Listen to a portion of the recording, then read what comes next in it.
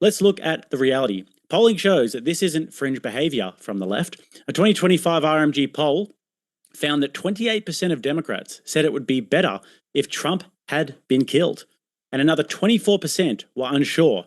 RU researchers report that 55% of the left of center respondents justified the murder of Trump.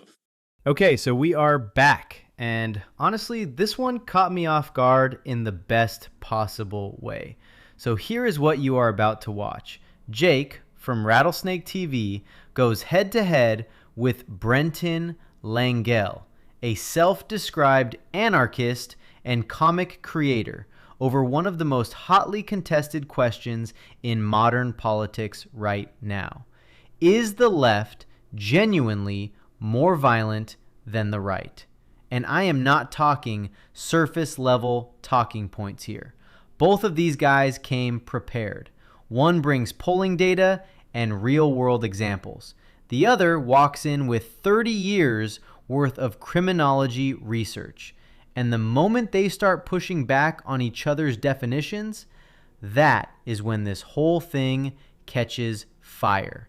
Trust me when I say you want to stick around for the full thing, because the shift that happens midway through completely changes how this debate lands. Before we get into it though, drop a comment and let me know where in the world you are watching from right now.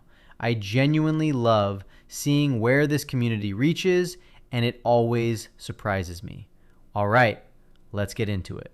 Hey everybody, tonight we're debating whether or not the left is more violent, and we are starting right now with Jake's opening statement. Thanks for being with us. Jake, the floor is all yours for your opening. James, great to be here once again. Come to Nashville, come and experience all of the raucous.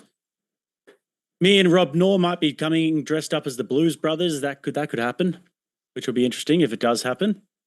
All right, so before we even talk about who is more violent, let's define what we mean here. Political violence is the use of force, intimidation, or coercion to influence political outcomes or policy. It can be physical or psychological, committed by individuals or groups, organized or spontaneous. Under this definition, a riot, an arson attack, or an assault intended to influence politics counts as political violence. And we'll be using this framework today so we can all be talking about the same reality. Now, let's look at the reality. Polling shows that this isn't fringe behavior from the left. A 2025 RMG poll found that 28% of Democrats said it would be better if Trump had been killed, and another 24% were unsure. RU researchers report that 55% of the left of center respondents justified the murder of Trump. This is not theoretical. This is a culture where a significant portion of the population condones political violence. You can't dismiss it as isolated acts. There's measurable support. It gets worse, though, because institutions tasked with enforcing the law often turn a blind eye. DAs in multiple blue cities refuse to prosecute violent leftist mobs. Rioters attacking ICE facilities or federal buildings are sometimes classified as protests or reclassified away from terrorism. Meanwhile, similar acts by right-wing actors would be headline news and aggressively prosecuted. This selective enforcement sends a message. Some violence is tolerated, excused, even normalized, and that normalization matters. And here's what you can see with your own eyes. Minneapolis 2020, CHAZ autonomous zone, arson attacks, attacks on police, federal property destroyed. Portland, ICE facilities ambushed in 2025, officers wounded, multiple arrests.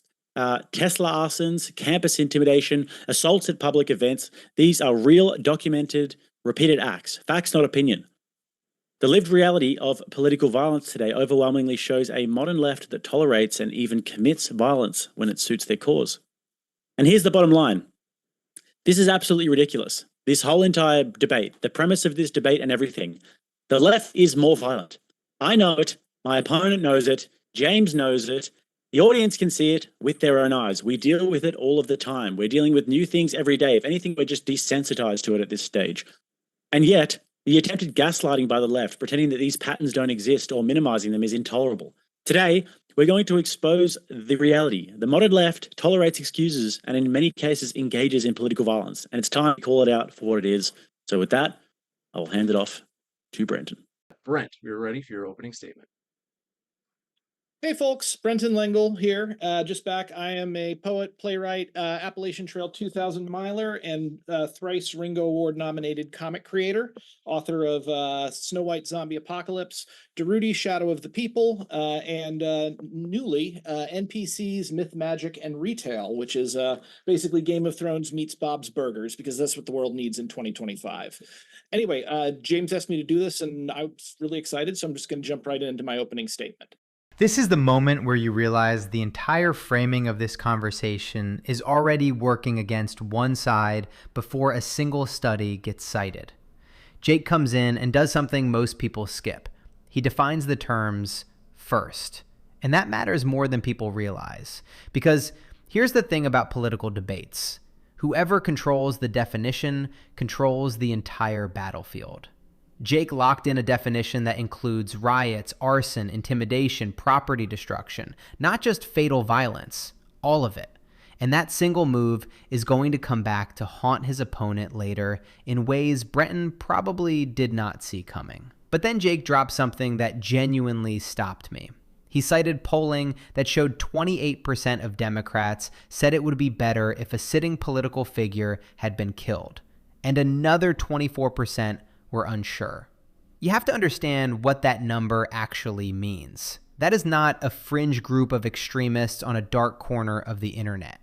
That is more than half of one political side either agreeing with or being uncertain about whether a political leader should be dead. Jake said it plainly. Polling shows this isn't fringe behavior from the left, and he's right. When a number that large shows up in a poll, you cannot explain it away as a few bad actors. And here's what people don't realize about this opening move.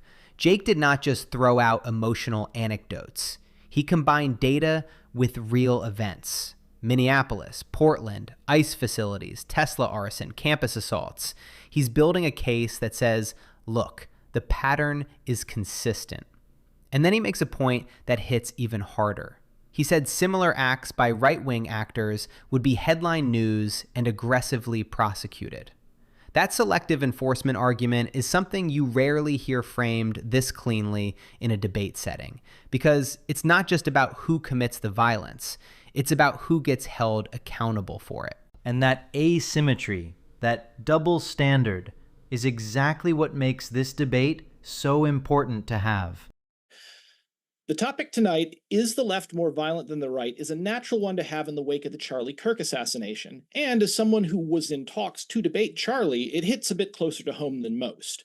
When these tragedies happen, people naturally look for an explanation because I would assume most of us don't want to be shot, nor do we want our loved ones or communities to experience the kind of horrific fallout from an actual flesh and blood human being violently ripped out of existence. And this goes double for those of us who believe in free speech.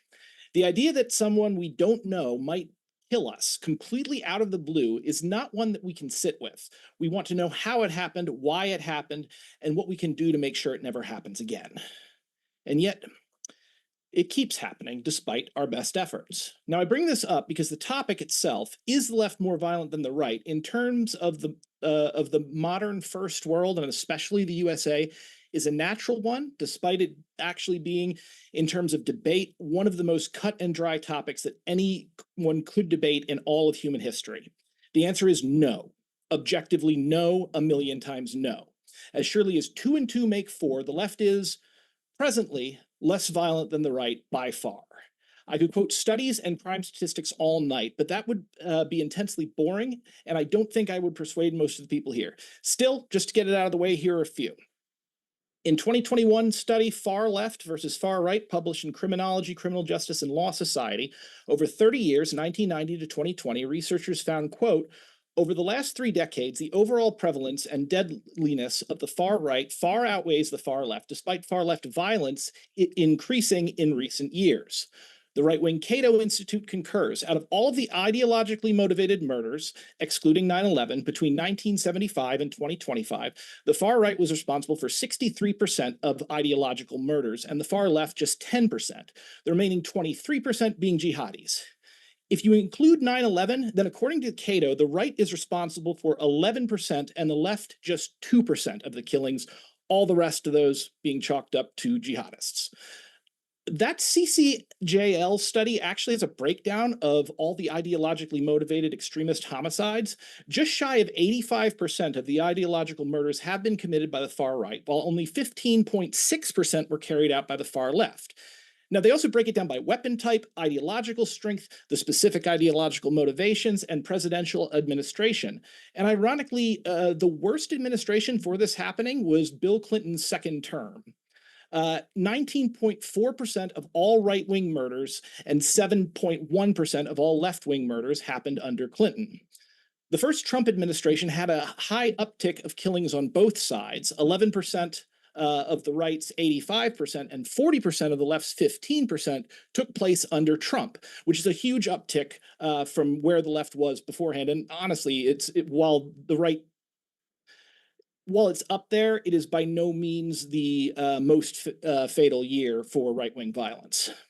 But here's the thing. If you look at this chart, the highest ideological motivation isn't what you'd necessarily expect. Through the culture war narrative, we're told that Antifa chaos goblins, dangerous anarchists, are functioning as terror cells.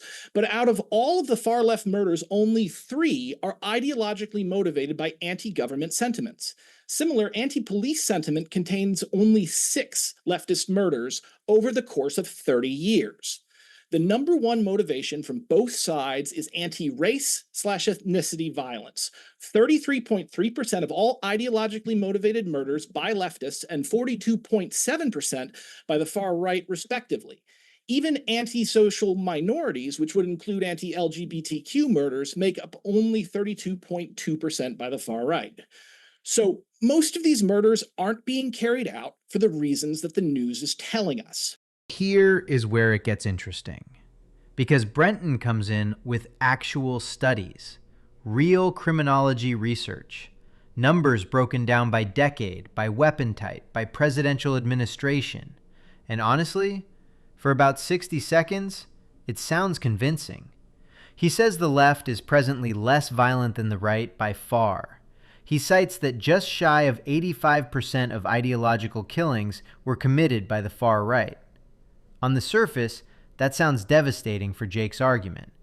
But this is where you have to slow down and actually think about what is being measured. Brenton's entire case rests on one category of violence: fatal ideological homicides. That is it. And look, fatal violence is serious. Nobody is dismissing that. But what Jake defined at the start of this debate was much broader: riots, arson, intimidation, coercion, property destruction. Brenton never touches any of that.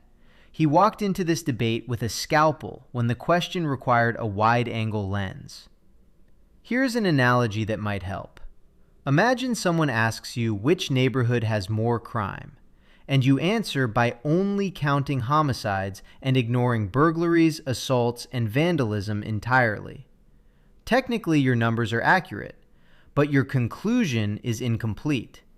That is exactly what is happening here. Brenton is measuring a very specific slice and presenting it as the full picture. And then he says something that actually educates the room. Most of these killings aren't being carried out for the reasons the news tells us. He breaks it down and shows the number one motivation on both sides is race-based violence.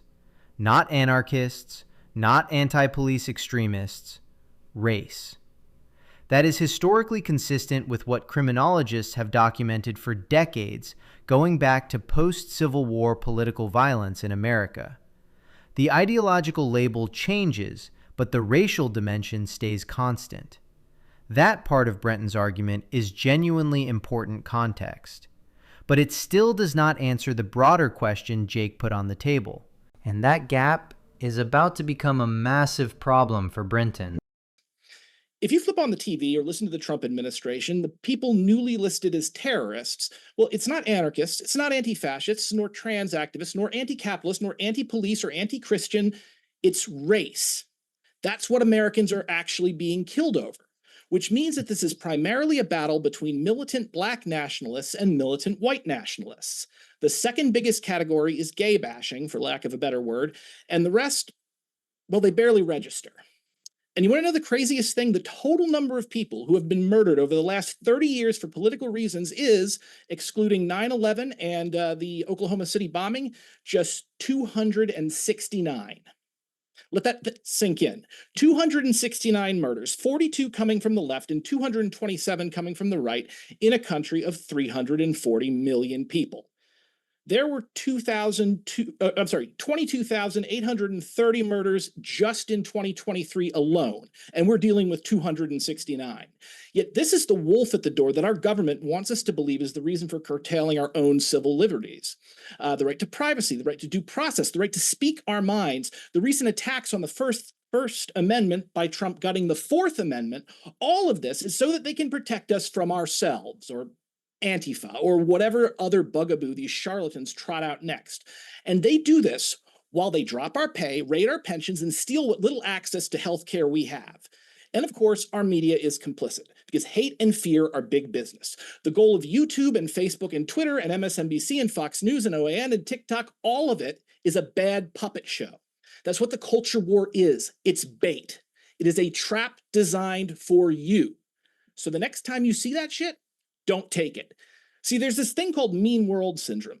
It used to just happen to old people because retirees stay home all day and watch the news, and this creates an irrational fear of the outside world because the news is a business, and that business is to keep your attention no matter what. And the best way to do that is to make you angry and afraid. And to bring it back to where we started, not the right, not the left, but our politicians and our media is most likely what is driving the few ideologically motivated murderers we've seen, which would also explain the somewhat incoherent politics that we know of the Charlie Kirk murder. So yeah, I centered this on murders because I think that's the most important thing. That's the thing that everybody cares about. We can definitely talk about, psychological violence if you want to, or structural violence, or however you want to do it. But, if we're talking about bodies hitting the floor, it's just not the left, and it's not a big problem. Like, I'm sure it's a huge problem for people who are impacted by it. But overall, a country of 341 million people, this is not something you have to be afraid of. Thank you very much for that opening. We're going to jump into the open dialogue at first. Folks, if you have not heard, if you've been living in a cave on Mars with your fingers in your ears, DebateCon 6 is in Nashville, Tennessee this November 15th and 16th. Grab your tickets in the link in the description box. You can see people such as Jake of Rattlesnake TV, Andrew Wilson, Rachel Wilson, Made by Jim Bob, Inspiring Philosophy, Apostate Prophet, Dr. Richard. It goes on and on. It is going to be the biggest conference yet, I guarantee it. So many people have signed up. Folks, you don't want to miss it. Get your tickets right now at the link in the description box. With that, we're going to jump over to the open dialogue. Thank you very much, gentlemen. Floor is all yours.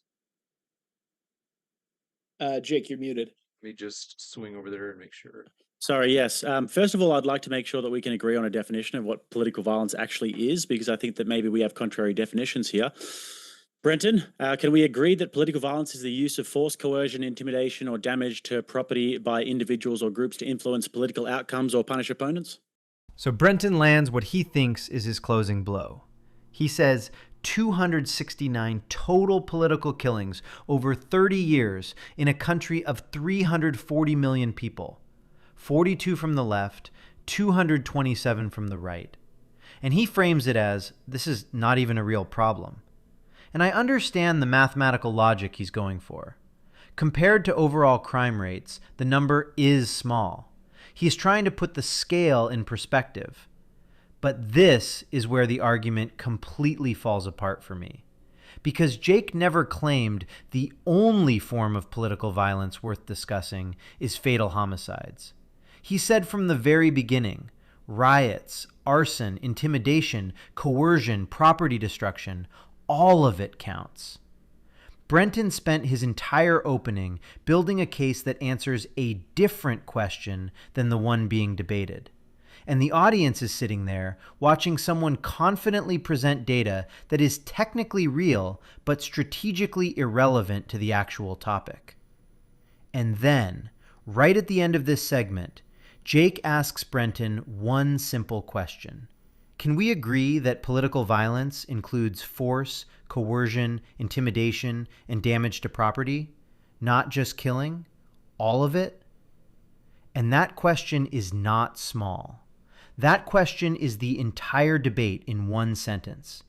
Because if Brenton says yes, and he essentially has to say yes because that is the standard definition, then his entire opening argument just collapsed. Every study he cited only covered a fraction of what they are supposed to be debating. You have to understand what just happened. Jake built his definition in his opening. Brenton ignored it.